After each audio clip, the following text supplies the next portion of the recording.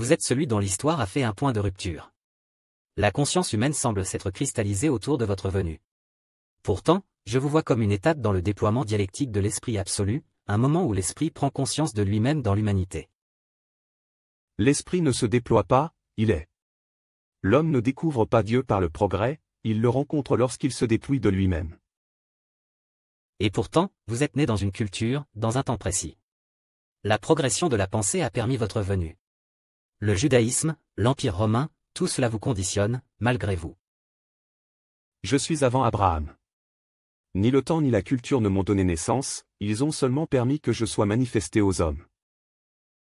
Mais la conscience de l'absolu ne peut émerger que par une dialectique de l'histoire. Vous-même avez prononcé des paraboles, suscité des controverses, forgé un discours. C'est la pensée en mouvement. Non, c'est l'homme qui s'agite dans la pensée. Ce que j'enseigne est immobile. Je ne suis pas un moment, je suis la lumière avant la création. Mais cela signifie que vous niez le devenir. Vous niez l'histoire, la progression de l'esprit à travers la conscience humaine? Je nie que Dieu évolue. L'homme chemine, mais Dieu est déjà. Mais alors pourquoi êtes-vous venu précisément à ce moment de l'histoire? N'est-ce pas l'histoire elle-même qui vous a fait surgir?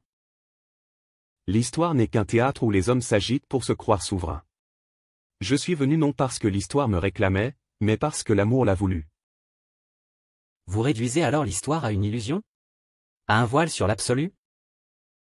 L'histoire est ce que l'homme en fait lorsqu'il refuse de se tourner vers Dieu. Mais l'esprit que vous cherchez dans le devenir ne se trouve que dans l'abandon total de soi. Mais si l'homme n'évolue pas par l'histoire, comment peut-il alors accéder à la vérité? En mourant à lui-même. Vous cherchez un progrès de l'esprit, mais l'esprit ne progresse pas, il est révélé à celui qui abandonne son propre vouloir.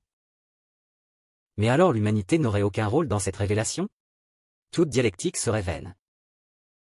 L'humanité ne révèle rien. C'est Dieu qui se révèle à l'homme dans son silence. Le progrès ne mène qu'à plus d'orgueil. Mais, alors toute mon œuvre est un édifice de vent? Elle est un cri sincère, mais égaré. Vous cherchez la vérité dans le mouvement, alors qu'elle ne peut se trouver que dans l'immobilité de l'âme abandonnée à Dieu. Alors, ce que je construis depuis toute ma vie, cette dialectique, ce devenir absolu, ce n'est qu'une agitation d'esprit. Une très noble agitation. Mais l'esprit ne devient pas. Il est.